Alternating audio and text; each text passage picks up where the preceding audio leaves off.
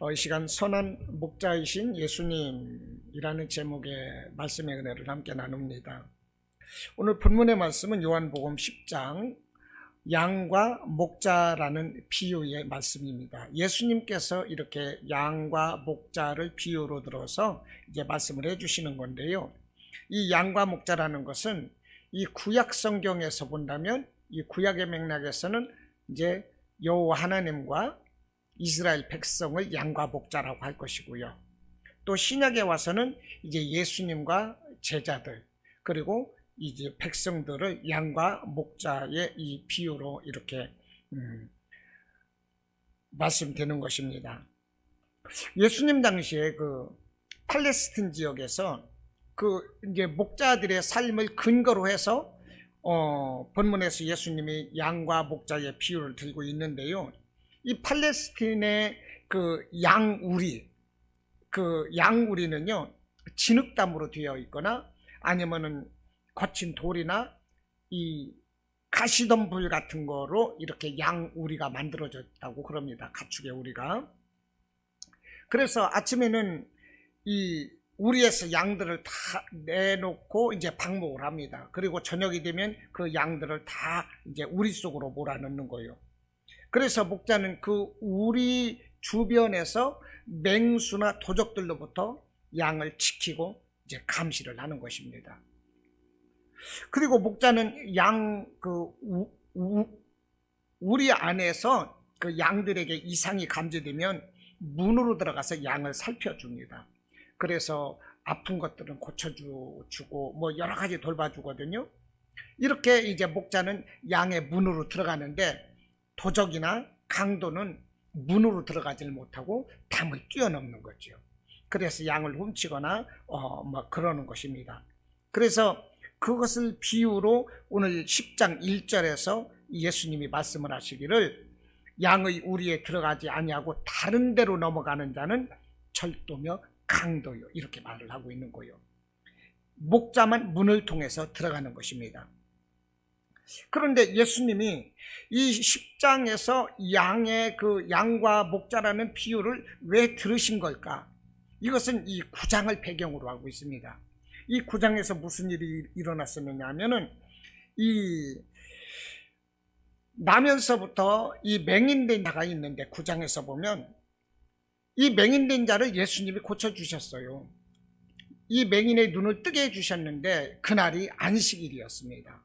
그러다 보니까 바리새인들이 안식일에 사람을 고치는 것이 맞느냐, 안식일에 노동하지 말랬는데 이건 노동을 한 것이 아니냐, 안식일을 범한 것이다, 이렇게 안식일을 범한 것으로 꼬투리를 잡아서 예수님을 모함을 하고 있거든요. 그 사람들이 누구입니까? 바리새인인 거죠.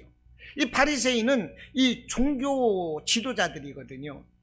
그러니까 이 사람들은 명색이 종교 지도자라고 하면서 하나님의 그 생명을 따르고 사람들에게 전하고 종교 지도자로서의 삶을 살아가는 사람들임에도 불구하고 하나님의 양떼를 돌보고 그 생명을 보호하는 그렇게 수고하는 자들이 아니라 자기들의 권위를 이용해서 양의 생명을 위협하고 늑탈하는 자들이라는 거예요.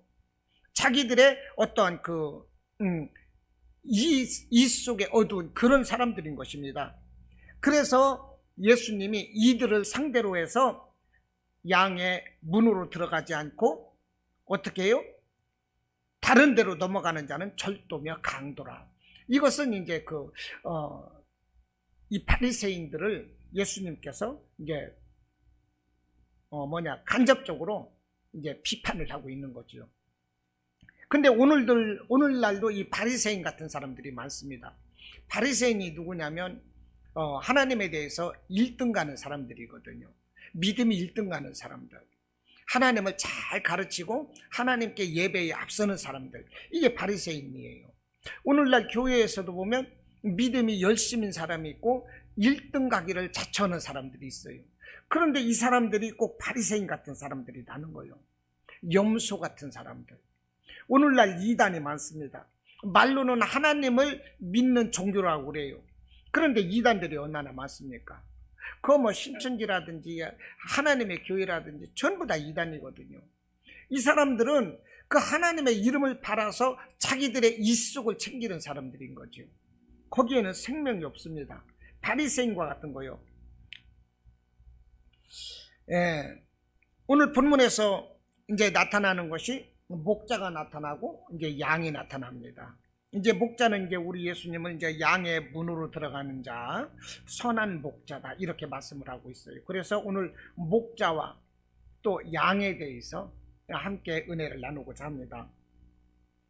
이 목자가 어떤 사람이냐? 1절을 보니까 문을 통하여 들어간대요. 여러분, 드나드는 곳은 문입니다. 문. 정상적인 사람이고 떳떳한 사람이고 질서를 지키는 사람이고 법도를 아는 사람은 문으로 들어가요. 그러나 떳떳하지 못하고 좀 자기를 숨겨야 되고 이런 사람들은 문으로 가지 못합니다. 담을 뛰어넘거나 이런 일을 하지요. 이게 누구입니까? 절도, 강도, 도둑놈 이런 사람들이 뛰어넘는 거지요. 그래서 1절에서도 분명히 이 사람들은 절도며 강도라 이렇게 말을 하고 있는 거예요. 절도며 강도라. 근데 이 목자는 어때요? 문으로 들어가요. 언제나 당당하고 떳떳한 것입니다. 문은 드나드는 곳이에요. 들어갔다 나왔다. 이 정상적인 삶인 거죠. 그런데 이 목자는요, 좀 이렇게 어떻게 보면 멋이 없을 수도 있어요. 양들이 잘못하면 어떻게 돼요? 사정없이 때려서라도 죽음의 자리에서 건져내오는 게 목자지요. 바로 알려주는 게 목자지요. 그러다 보면 너무 엄격할 수도 있어요. 그럴지라도 좀 때로는 멋이 없고 엄격해 보일지라도 이 목자가 양의 생명을 지켜주는 사람이라는 거예요. 양의 생명을 지켜주는 건 누구예요? 목자인 것입니다. 목자. 이 넘어가는 자, 이들이 아닌 거예요. 이들은 뭐라고 그랬어요? 절도며 강도요, 싹군이라고 이렇게 말을 하고 있는 겁니다. 이 목자는 무슨 일을 하고 있는가? 자기의 생명을 걸고 양을 지켜주는 것인데, 이 3절 하반절에서 뭐라고 합니까? 자기 양의 이름을 각각 불러 인도하여 내느니라. 목자는 자기 양의 이름을 불러서 인도한대요. 이 팔레스틴 지역에서 이 목동들은 약 300마리 이상의 그 양들을 키우게 되는데 그 양들의 이름이 있답니다. 그래서 이 점이 박혀 있는 그것은 점박이라고 하고, 큰 점이 박혀 있으면 큰 점이, 작은 점은 작은 점이, 얼룩이, 뭐 이런 식으로 그 사람들만이 알 수 있는, 목동만이 알 수 있는 이름을 양들에게 붙여준다는 얘기요. 그러면 그 이름을 부르면 그 양이 정확하게 듣고 목자를 따라온다는 거예요. 우리 예수님도 지금 우리의 이름을 다 불러주고 계시는 거예요. 우리를 다 아시는 거예요. 목자가 양을 알듯이 우리 예수님이 우리를 아신다니까요. 10절에서 뭐라고 그럽니까? 10절 하반절에서 내가 온 것은 양으로 생명을 얻게 하고 더 풍성히 얻게 하려는 것이라. 목자는 양으로 생명을 더 풍성히 얻게 한대요. 이게 목자예요. 11절에서는 양들을 위해서 목숨을 버린대요. 그래서 다윗이 그랬지 않습니까? 아버지의 양을 칠 때 사자나 곰이 와서 아버지의 양을 후려가면 그 수염을 잡고 주먹으로 머리통을 쳐서라도 그 아가리에서 아버지의 양을 건져냈다 이 말이요. 다윗이. 이게 목자다 하는 것입니다. 우리 예수님이 자기 생명을 버리면서 우리를 지켜주셨어요. 목자는 양을 위하여 생명을 버리느니라. 11절 10절에서 생명을 얻게 하고 더 풍성히 얻게 하려는 것이다. 이렇게 하시기 위해서 예수님은 십자가까지 지시고 우리를 대신해서 죽으셨다니까요. 이와 같이 목자는 양들을 위해서 일을 하되 부득이함으로 하지 않고 자원함으로 기뻐하면서 사랑하면서 일을 한다는 거예요. 우리 예수님께서도 베드로에게 마지막 사명 주실 때 네가 나를 사랑하느냐, 요한복음 22장에서 네가 나를 사랑하느냐 그러면서 내 양을 치라고 한 거예요. 3번 그랬죠. 네가 나를 사랑하느냐, 내 양을 먹이라. 네가 나를 사랑하느냐, 내 양을 치라. 네가 나를 사랑하느냐, 내 양을 먹이라. 사랑함으로 양을 치라는 거예요. 이 목자는 이렇게 부득이하지 않아요. 자원해서 기뻐하면서 사랑하면서 양들의 생명을 지켜주는 거예요. 베드로전서 5장 2절에서도 그럽니다. 너희 중에 있는 하나님의 양무리를 주되 억지로 하지 말고 하나님의 뜻을 따라 자원함으로 하며 더러운 이득을 위하여 하지 말라. 기꺼이 하라. 이랬어요. 이게 바로 목자라는 것입니다. 그리고 목자는 이 양들을 돌봄에 있어서 어떤 보수나 권리를 생각하지 않아요.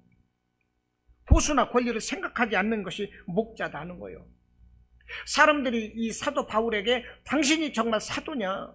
당신은 예수님 생전에 따라다니지도 않았고 그랬던 사람 아니냐? 그런데 무슨 사도냐? 이렇게 이 사도 바울을 비판할 때 사도 바울이 이렇게 말을 합니다.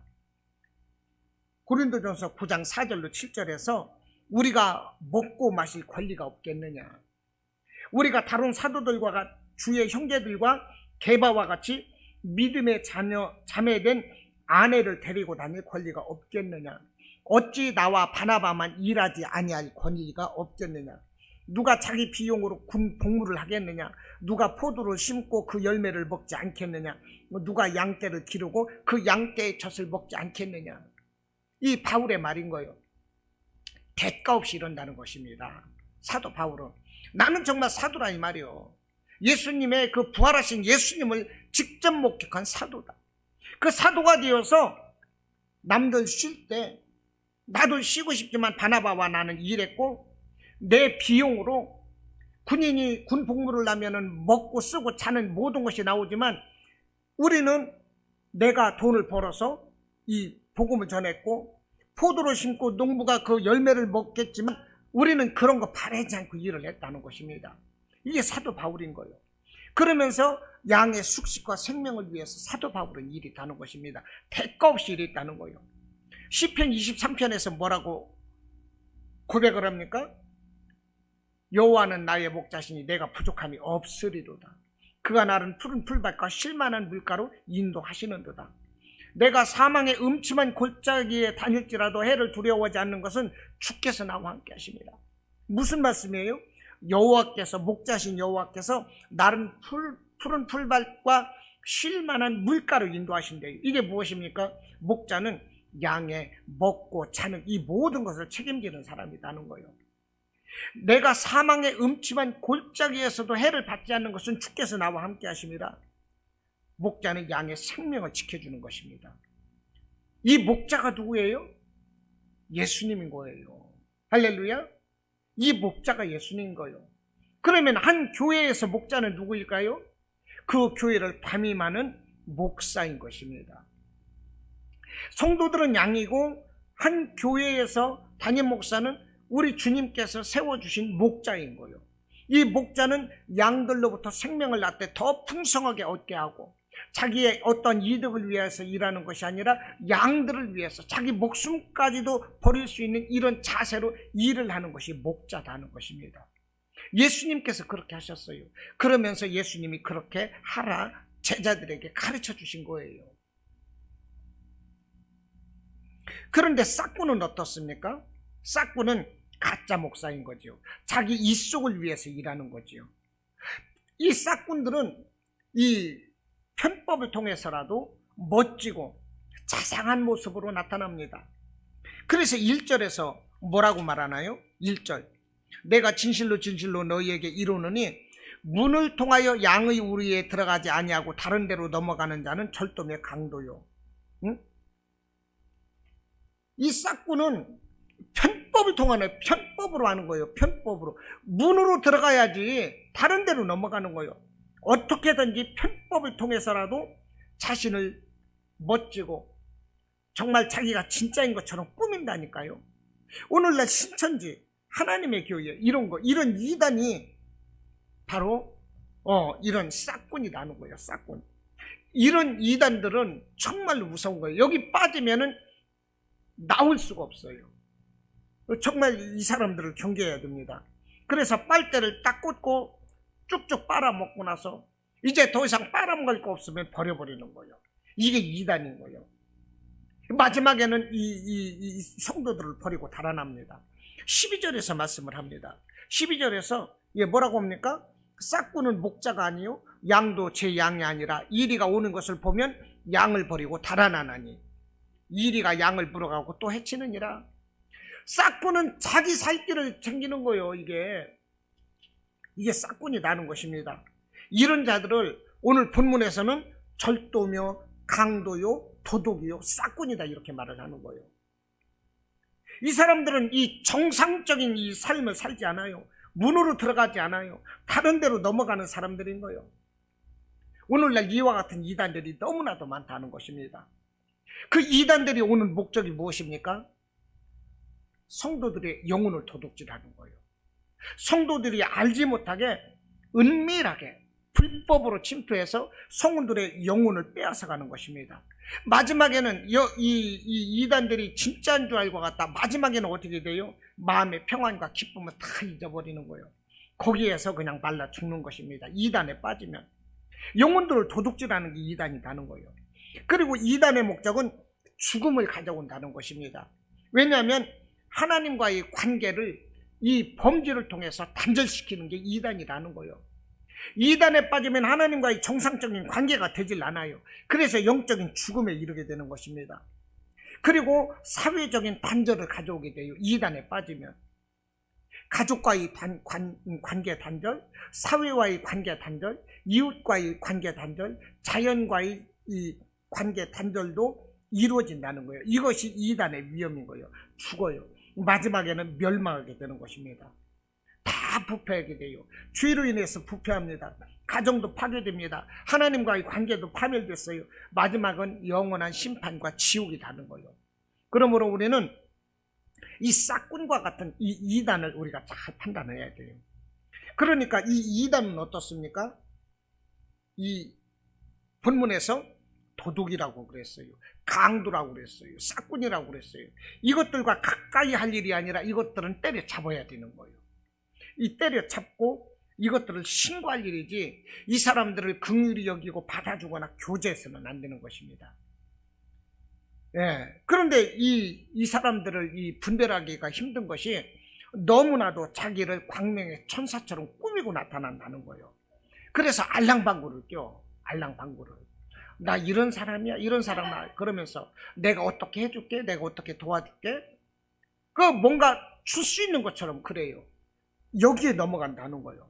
목사님들이 신천지에 넘어가는 것이 뭐냐? 개척교회 어려운 교회에 나타나가지고 어머나 이 교회 재정이 뭐가 어렵겠네요. 제가 담당하겠습니다. 이러니까요. 목사님들이 야 하나님이 내가 기도한 보람이 있어서 일꾼을 보내주셨나 보다. 그 사람을 딱 믿는 거예요. 그러면 그 사람이 처음에는 잘해요. 그러면 사람들도 그 사람 주위로 몰려들어요. 그러면 나중에 서서히 담임 목사를 헐뜯는 거예요. 비판하는 거예요. 아 글쎄 담임 목사님이 알고 보니까 이렇대 저렇대. 처음에는 한두 개를 얘기하다 보면 맞아 하다가 나중에는 없는 사실도 있는 것처럼 말하면 어머나 그래? 그러면 그 사람을 다 따라 나가는 거예요. 그러다 보면 교회가 한순간에 성도가 싹 빠져나가요. 그렇게 해서 신천지의 목적이 뭐냐? 기존 교회를 무너뜨리는 거. 떳떳하면 떳떳하게 정상적으로 일을 해야 되는데 그 사람들은 음지에서 일을 해요. 교회를 무너뜨리기 위해서 헛된 소식을 교회마다 막 보내고 성도들에게 보내요. 그리고 전화번호 적어놓는 것도 전화하면 다 가짜인 거예요. 우리 교회에 한 주에 한 번씩 전화가 이 소식이 오는데 우편물에 전화를 하면 전화가 안 돼요. 이게 신천지 나쁜 놈들이라 이 말이에요. 아주 코로나 때 신천지를 이렇게 한번 국가에서 손을 봤는데 이것들을 아주 뿌리채 뽑아가지고 완전히 발로 밟아가지고 기름자들 해놨어야 되는데 아직도 살아있어요. 이것들이. 응? 이것들을 아주 기름자들 해놨어야 되는데 우리 직원 중에 한 사람이 기존 교회에 나왔는데 실망을 많이 했답니다. 자기 부인이 기존 교회하고 교제를 못한대요. 그런데 어쩌다 보니까 어떤 교회 다니는 사람을 만났는데 너무나 친절해요. 너무나 친절하고 그래서 그 사람들과 교제하면서 믿음 생활을 해. 거기가 정말 마음이 들어. 그 교회가 하나님의 교회예요. 그래서 너 잘못됐다. 나와라. 해도요. 마누라가 안 나온대요. 그 교회만 가겠다고 하는 거예요. 그러면서 하나님의 교회의 오전에는 여기 갔다가 그 다음 시간은 저 성전에 갔다가 하루에 두세 개씩 옮겨 다니며 예배를 드리더라고, 주일이면. 이 이단이 이렇게 무섭다는 것입니다. 목자에 대해서 지금 말씀을 하고 있는데, 목자는 이와 같이 우리에게 자기 생명을 버려서라도 양을 지켜준다는 것입니다. 양들로부터 생명을 얻게 하되 더 풍성하게 얻게 하려는 것이 목자이다. 그 목자장이신 예수님이시다는 거예요. 우리에게 풍성한 생명을 더 얻게 하시려고. 그래서 그분은 자기 자신을 십자가에서 목숨을 내버리시면서까지 우리를 사랑하시고 건져주셨다니까요. 이분이 목자인 거예요. 우리는 양이고 그분은 목자예요. 그분이 목자인 걸 안다면 우리 양으로서 그분을 전적으로 신뢰하고 그분을 의지해야 돼요. 무슨 어려움이 있다? 그분 이름을 부르고 기도하면 되는 거예요. 그분을 따라가면 되는 거예요. 알지 못하겠다? 그분의 말씀을 따르고, 기도해서 그분에게 지혜를 구하고, 기도해서 그분의 도우심을 바라고, 그러면 우리가 양으로서 더 풍성한 삶을 살아갈 수가 있다는 것입니다. 자, 다음은 이제 양이 있습니다. 양. 우리는 양이죠. 양은 목자의 음성을 듣습니다. 3절에서 뭐라고 말씀을 하나요? 3절. 문지기는 그를 위하여 문을 열고 양은 그의 음성을 듣나니. 그러지요? 양은 그 목자의 음성을 들어요. 우리는 양이니까 누구 목소리를 들어야 돼요?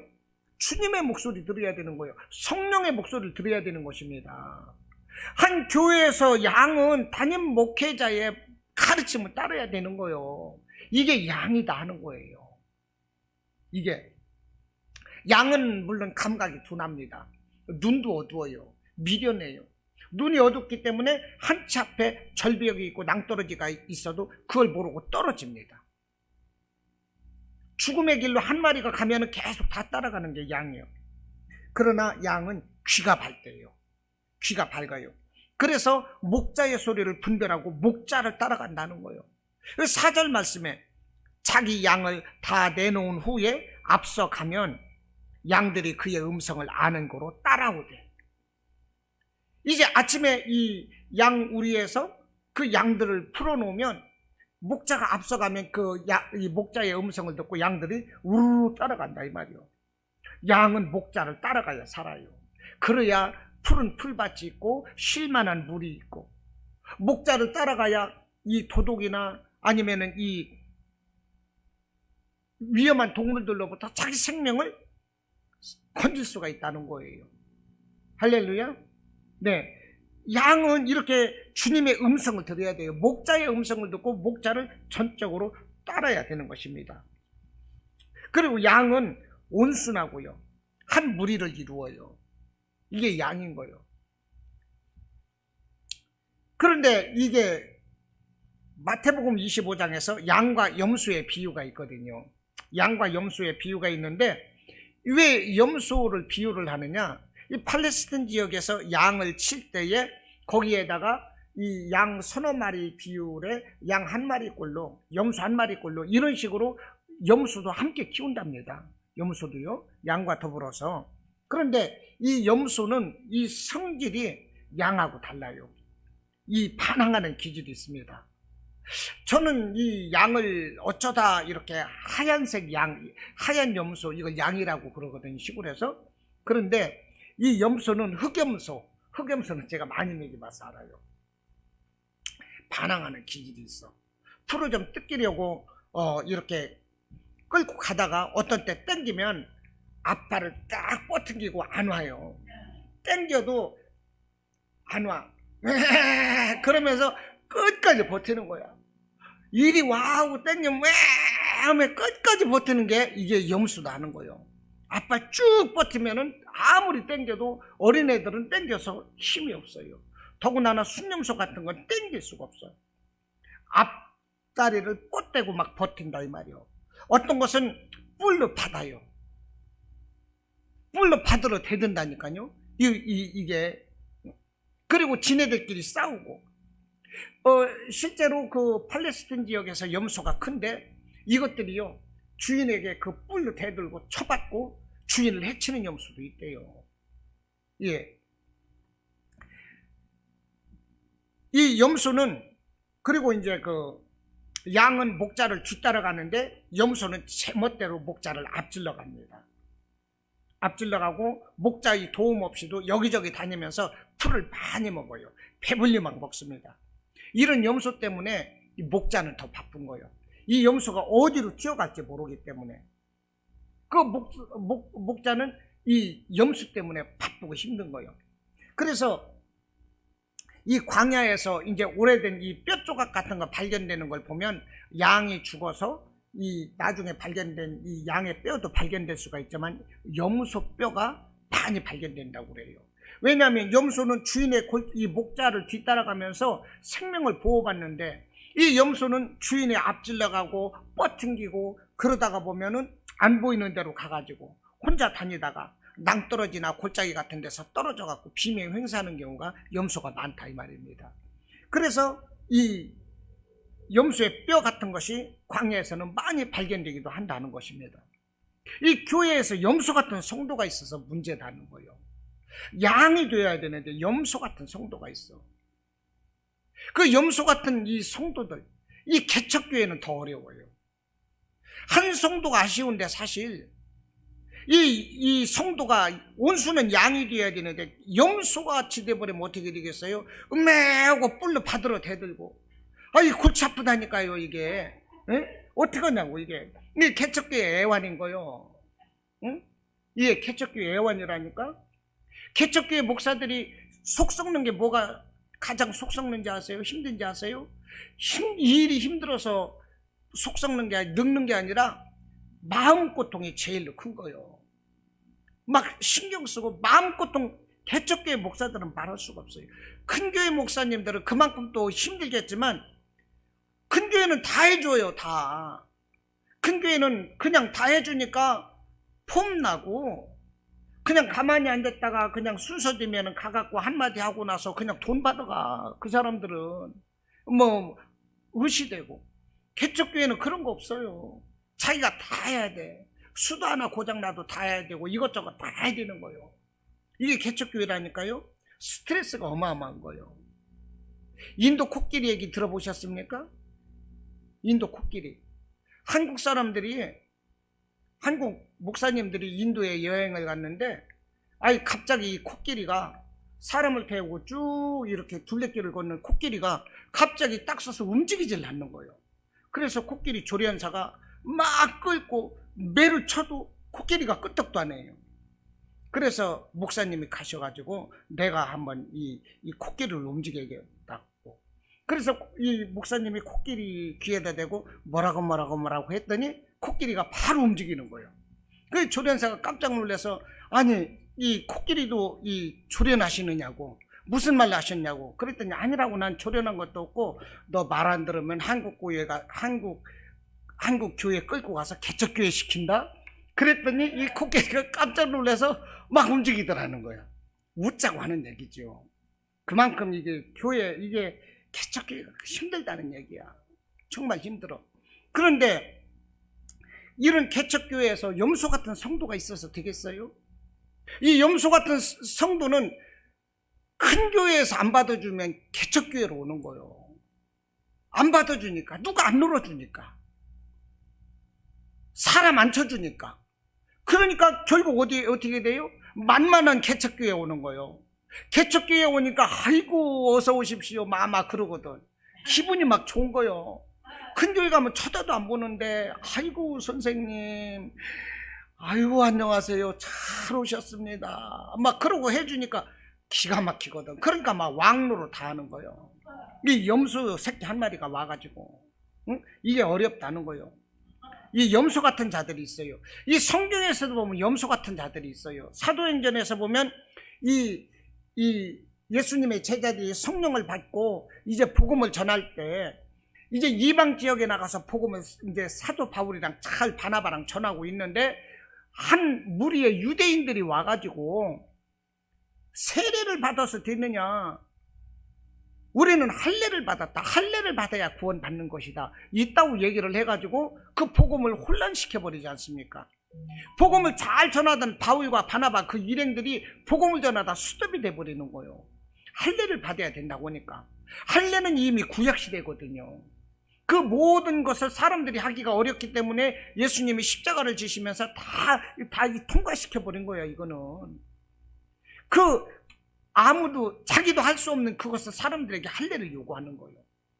그래서 사도 바울도 그 복음 전하는 일행도 또 예루살렘의 초대 교회도 예수님의 사도들도 다 혼란에 빠져버리는 거예요. 이게 뭡니까? 염소 같은 짓들 하고 있는 거예요. 알지도 못하면서 잠잠히 있을 일이지 할례를 받아야 된다고 우겨가지고 왜 복음의 길을 받고 있느냐는 거예요. 또 사도 바울이 데살로니가에서 사도행전 17장에서 보면 복음을 전할 때에 이 유대인들이 막 그 복음을 시기해가지고요, 이 불량배들을 동원을 해가지고 사도 바울이 복음 전하는 것을 막 방해하는 거예요. 사도행전 17장 5절에 보면 그렇게 돼 있어요. 바울이 복음 전하는 걸 시기해서 불량배들을 동원한다니까. 이게 유대인들 맞아요? 이게 유대인들 맞느냐고. 그래서 이 사도 바울은 그곳에서 쫓겨나가가지고 이제 베리아 지역으로 가가지고 거기에서 복음을 전했어요. 그랬더니 이 베리아 지역 사람들은 간절한 마음으로 말씀을 받는 거예요. 간절한 마음으로 말씀을 받으면서 사도 바울이 전하는 이 말씀이 맞는가, 그 말씀을 깊이 상고했다는 것입니다. 깊이 살펴봤다 이 말입니다. 이렇게 복음의 결실이 열리는데 이 유대인들이 보니까 아니 데살로니가 지역에서 우리가 그 바울 일행을 쫓겨냈는데 베리아에 가가지고 거기에서 막 사람들이 또 거기에서 이 복음에 그냥 이 부흥이 일어난다고 하니까 또 거기에 또 쫓아와갖고 또 거기서 회방시켜버려요. 이게 사도행전 17장의 말씀인 거예요. 이게 염소라는 거예요. 염소. 잘 되는 꼴을 못 봐요, 교회가. 오늘날도 그래요. 비성경적인 그 자신만의 얕은 지식을 가지고 교회에 사사건건 태클 거는 사람들이 있어요. 이게 누구입니까? 염소다 이 말이에요. 염소. 양이 되라고 그랬는데 하나님은 지금 예수님은 요한복음 10장에서 양과 목자의 비유를 들어서 말씀을 하고 있어요. 우리는 양이 되어야 돼요. 그런데 염소가 되고 있다니까, 사람들이. 염소가. 그런데 이 염소를 어떻게 하라고 그럴까요? 확 잡아서 껍데기를 벗겨라 이렇게 말하는 것이 아니라 원수같이 대하지 말고 형제와 같이 대하고 사랑하고 권면하라, 이렇게 성경은 말씀을 해요. 사랑하고 권면하라. 이것이 데살로니가후서 3장 6절, 14절, 15절 말씀인 것입니다. 또 마태복음 18장 15절로 17절에서도 이와 같은 사람은 권면해서 가르치라는 것입니다.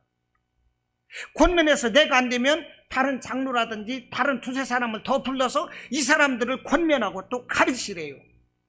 그런데도 이 사람들이 염소와 같이 말씀을 깨닫지 못하고 교회를 분탕질하면 어떻게 될까요? 그때는 이방인과 세리와 같이 여겨라. 원수같이 되어지 말고 형제처럼 권면하고 사랑으로 가르쳐라. 그러나 한두 번 해서 안 되면 어떻게 되느냐? 이방인과 세리와 같이 여기라 하는 거예요. 세리는 제외된 자들이거든요. 이방인들도 예수님 시대에는 제외놨던 자들이거든요. 우선 예수님이 오셨던 것은 유대인이거든요. 말을 안 들으면 마지막은 어떻게 되라? 제외시켜라 이 말이에요. 제외시켜라. 로마서 16장 17절에서도 말씀을 합니다. 로마서 16장이 이제 맨 마지막 장이죠. 16장 17절에서도 뭐라고 말씀을 하느냐? 형제들아, 내가 너희를 권하노니 너희가 배운 교훈을 거슬러 분쟁을 일으키거나 거치게 하는 자들을 살피고 그들에게서 떠나라. 그들을 살피고 그들에게서 떠나라는 얘기요. 디도서에서도 말씀을 합니다. 디도서 3장. 디도서 3장에서도 뭐라고 말씀을 하느냐? 디도서 3장 9절로 11절에서도 이렇게 말합니다. 그러나 어리석은 변론과 족보 이야기와 분쟁과 율법에 대한 다툼은 피하라. 이것은 무익한 것이요 헛된 것이니라. 이단에 속한 사람을 한두 번 훈계한 후에 멀리하라.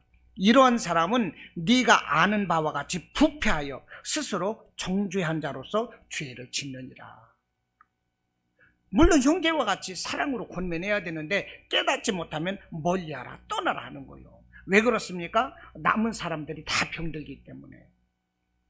나무 하나가 있는데 그 나뭇잎이 아까워요. 나뭇잎이 잘 자라다가 삐뚤어지고 병 먹었어요. 그러면 다른 나무를 위해서 그 나무가 올바로 크기 위해서 그 나뭇잎을 잘라내야 되는 거예요. 그 가지를 잘라내야 돼요. 그러면 나무 전체가 사는데 그 가지를 놔두면 어떻게 되겠어요? 다 병들어 버리는 거예요. 그러니까 염소 새끼 한 마리가 교회에 들어오면 처음에 얘기하면 사람들이 에이 아니야 당신 틀렸어 이렇게 말씀을 할 수 있어요. 그러나 몇 번 들어보면 그 말이 진실 같아요. 그 잘못된 사상에 다른 사람도 넘어가는 거예요. 그래서 염소는 몰아내야 되는 것입니다. 마태복음 25장에서 예수님은 마지막 날 심판 때에 양과 염소를 구분하는 것 같이 양은 오른편에 염소는 왼편에 천국과 지옥 갈 자를 이렇게 비유로 말씀을 하고 있어요. 우리는 염소와 같이 내가 나고 돼서는 안 돼요. 양과 같은 이런 자가 되어야 되는 것입니다. 이해가 되시나요? 자, 오늘 요한복음 10장에서 예수님이 양과 염소를 비유로 들고 있어요. 이 무슨 말씀을 하고자 하는 걸까요? 구원자는 오직 예수 그리스도라는 것입니다. 목자가 양을 위하여 생명을 내놓는 것처럼 양된 우리의 구원자는 오직 목자이신 예수 그리스도라는 거예요. 그래서 오늘 요한복음 10장에서 양의 문이다, 선한 목자다, 예수님을 이렇게 말하는 거예요. 예수님만이 유일한 구원자고 구원의 진리다. 예수님을 통하지 않고서는 아무도 하나님께 갈 수가 없다 말을 하는 것입니다. 그래서 11절에서 양들을 위하여 목자는 목숨을 버린대요. 10절에서는 양으로 생명을 얻게 하고 더 풍성해 얻게 하려는 것이다. 이분이 예수님이라니까요. 11절에서 양들을 위하여 목숨을 버리거니와, 이것은 장차 예수님께서 십자가에서 죽으실 것을 예언하는 거예요. 실제로 당신이 십자가에서 죽으시는 거예요. 양들로 더 풍성한 생명을 얻게 하시려고. 요한복음 14장 6절로도 말씀을 합니다. 내가 곧 길이요 진리요 생명이니 나로 말미암지 않고서는 아버지께로 올 자가 없다고 말씀을 하셨어요. 사도행전 4장 12절에서 다른 이로서는 구원을 받을 수 없나니 천한 사람 중에 구원을 받을 만한 다른 이름을 우리에게 주신 일이 없다. 베드로가 이렇게 말을 하는 거예요. 천하 사람 중에 구원받을 만한 다른 이름을 아무도 하나님은 주신 일이 없다 하는 것입니다. 예수님이라는 거예요. 히브리서 10장 20절에서는 예수님이 십자가에서 죽으실 때 성전의 휘장이 위에서부터 아래로 찢어졌는데 그것을 말씀을 하면서 성전의 휘장이 찢어진 것은 예수님께서 우리에게 생명을 주시기 위하여 당신의 몸을 십자가에서 찢으신 것이다, 이렇게 말씀을 하고 있다니까요. 예수님께서 이 땅에 오신 것은 인류를 하나님 앞으로 인도하고 영원한 생명을 주시고 풍성한 삶을 누리도록 하기 위해서 예수님이 오셨어요. 그리고 그 예수님이 오셔서 그의 삶이 양들의 이름을 각각 불러서 인도해 내시는 것이다, 3절로 말씀을 하고 있는 거고, 4절로는 양들은 그 주님의 그 목자의 음성을 알고 따라가야 된다, 이렇게 말씀을 하고 있는 것입니다. 오늘도 우리 목자이신 예수님께서는 우리 한 사람 한 사람의 이름을 기억하고 부르고 계시는 거예요. 이 목자의 부르심에 우리는 아멘하고 나가야 되는 것입니다. 할렐루야. 아멘하고 나가야 돼요. 무슨 말씀을 하시든지 따라야 돼요. 순종해야 돼요. 우리가 하나님과 동행이라는 말을 합니다. 하나님이, 예수님이 나와 함께 와주시는 것이 동행이 아니에요. 내가 주님께 나갈 때 그것이 동행이 되는 거예요. 기도의 응답은 나의 기도, 나의 뜻에 따라서 하나님이 맞춰주시는 것이 아니라 내가 하나님의 뜻을 알고 나의 뜻을 하나님께 맞춰드리는 것이 응답인 것입니다. 여러분, 죽고자 하면 살고, 살고자 하면 죽는다고 했어요. 내가 예수님 앞에서 정말로 내가 죽고자 하는 마음으로 예수님 앞에 순종하고 나가면 예수님은 나에게 더 풍성한 생명을 주시는 거예요. 은혜를 주시는 것입니다. 우리는 양이에요, 양. 예수님은 목자예요. 양은 목자가 없으면 죽어요. 사자나 곰에게 잡혀먹어요. 뭐 아무런 힘도 없어요. 눈이 어두워서 언제 어느 때 절벽으로 떨어질지 잘못될지 몰라요. 물도 찾지 못해요. 풀도 찾지 못해요. 우리에 들어가서 잠도 잘 수가 없어요. 모든 것이 목자가 있어야 되는 거예요. 그러므로 목자의 음성을 듣고 잘 따를 수 있는 정말로 순종하는 양이 되시기를 주님의 이름으로 축원합니다.